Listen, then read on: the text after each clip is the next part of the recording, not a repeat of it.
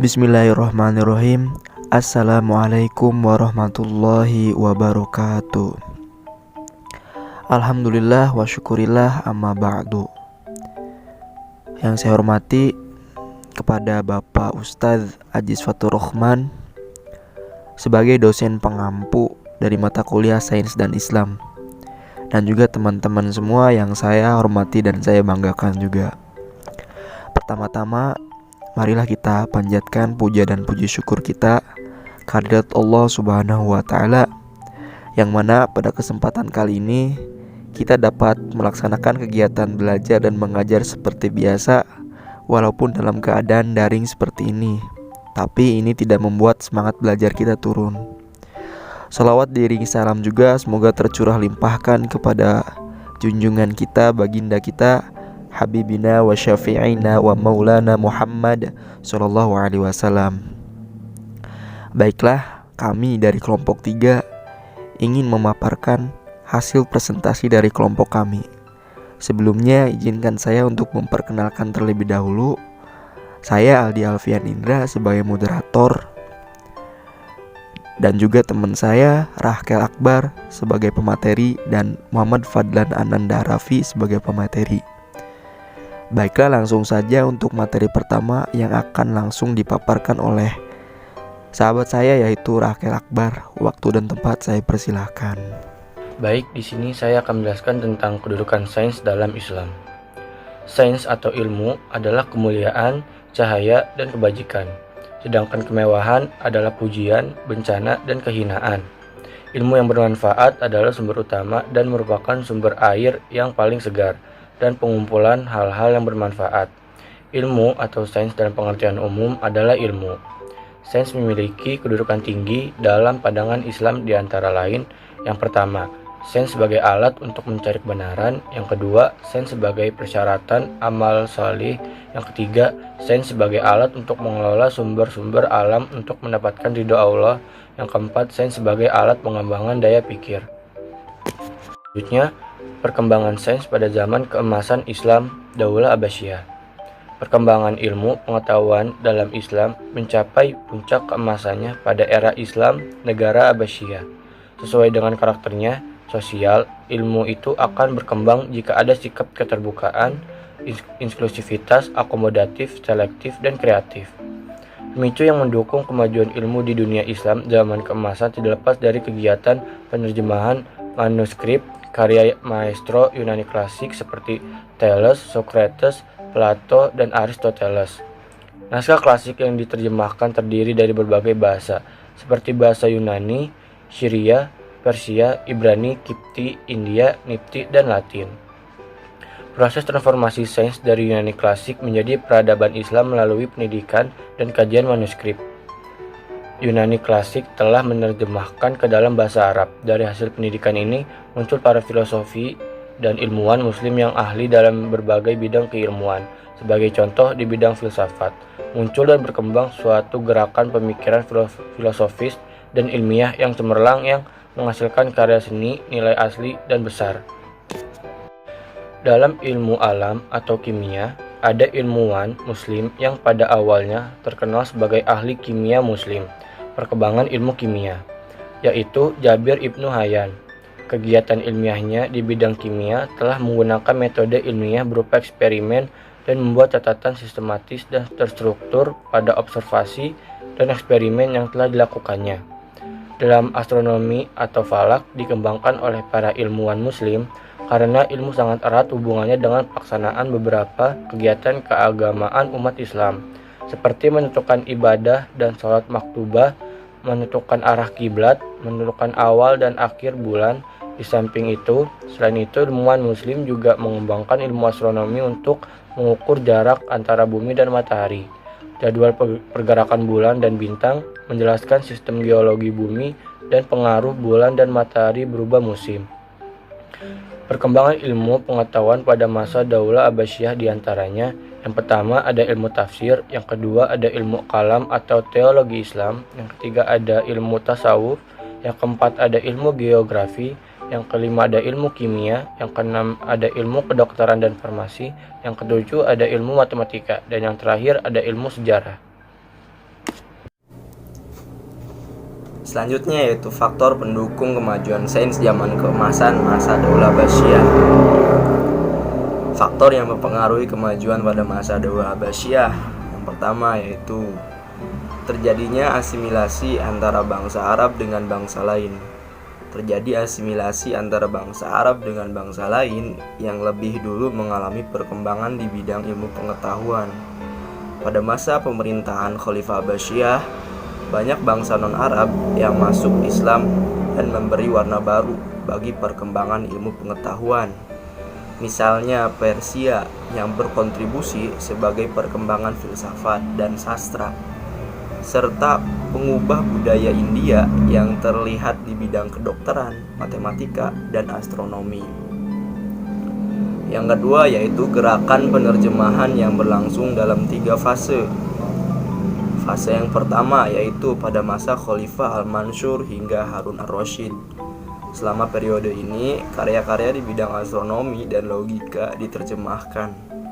Fase kedua yaitu berlangsung dari masa Khalifah Al-Ma'mun sampai tahun 300 Hijriah. Buku-buku yang diterjemahkan adalah buku-buku dalam yaitu lembaga pendidikan pada zaman keemasan Islam atau Daulah Abbasiyah.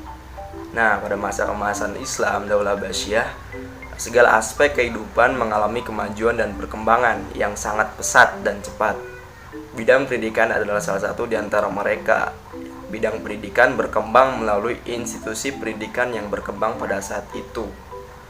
Nah, adapun lembaga pendidikan yang berkembang di era pada saat itu, di antaranya yang pertama ada kutab. Kutab atau maktab berasal dari kata kataba yang artinya menulis atau tempat menulis. Nah, jadi kataba adalah tempat belajar atau tempat menulis. Pada awalnya, pengembangan kutab Islami ini dilakukan di rumah guru yang bersangkutan dan diajarkan hanya untuk menulis dan membaca. Kemudian muncul jenis kutab yang selain memberikan penjelasan menulis dan membaca, juga mengajarkan membaca Al-Quran dan ajaran agama utama dan pengetahuan dasar yang lainnya. Nah, itu kutab.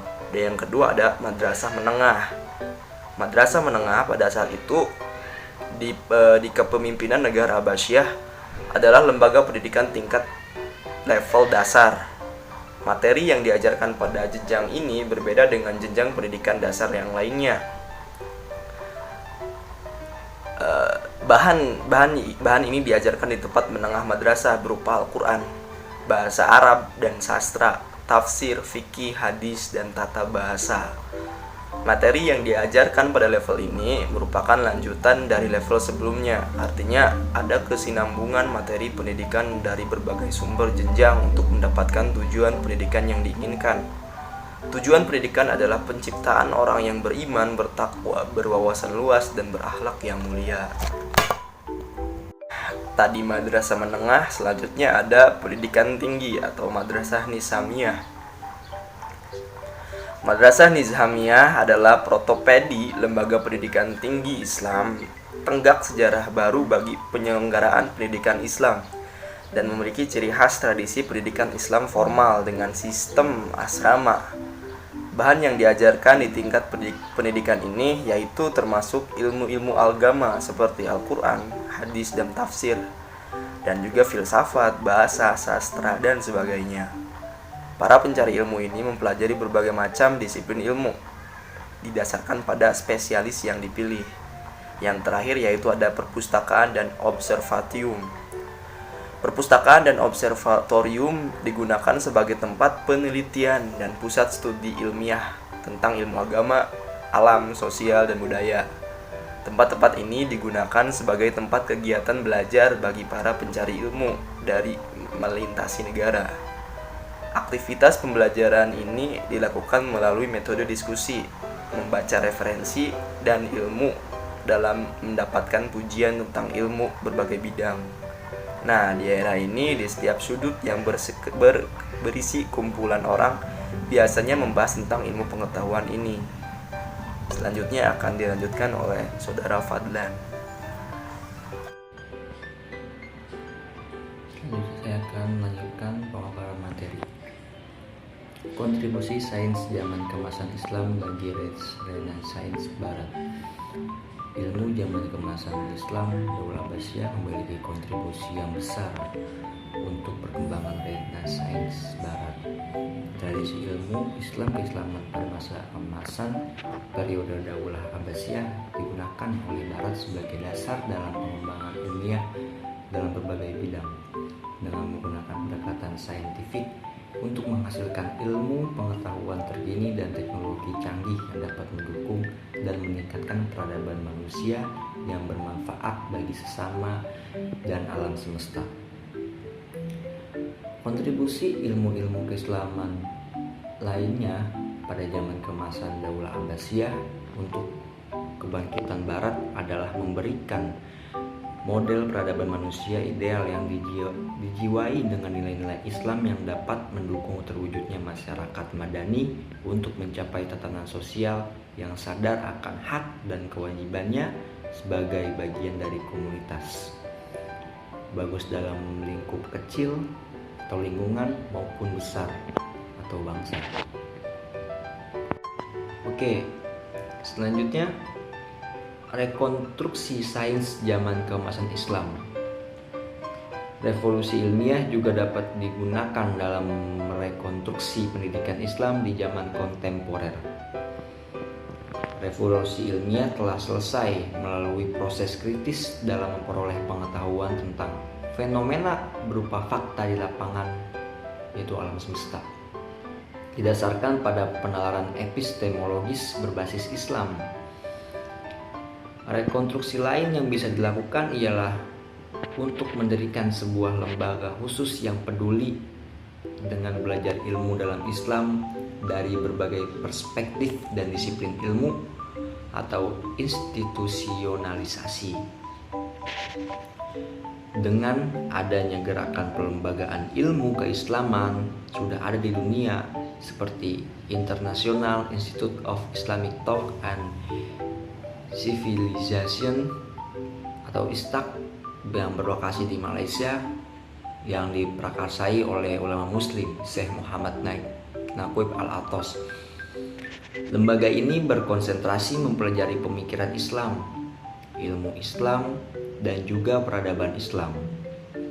Namun, akan lebih baik jika pembentukan pusat lembaga ilmu keislaman ini perlu dikembangkan kuantitas, kualitas, dan optimalisasi fungsi dan peran lembaga dalam memajukan peradaban dan ilmu pengetahuan Islam kontemporer.